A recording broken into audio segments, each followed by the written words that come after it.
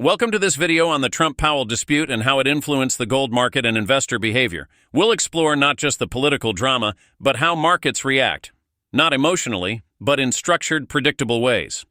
In early 2025, President Trump publicly criticized Federal Reserve Chair Jerome Powell, blaming him for not lowering interest rates fast enough. Trump's threats to fire Powell rattled markets and raised serious questions about the Fed's independence, a cornerstone of economic stability.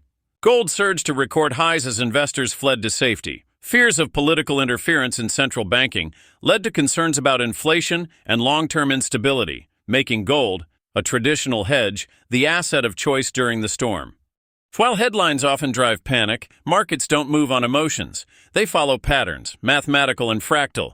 Traders use tools like Fibonacci levels and Elliott waves, and increasingly algorithms make decisions based on these structured inputs, not fear.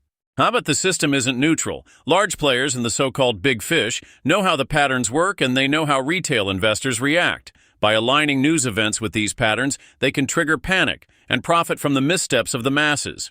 So what should you do? First, recognize that markets are engineered systems with predictable behavior. Don't react emotionally to news. Instead, study the patterns, think critically, and stay aware of how perception can be manipulated.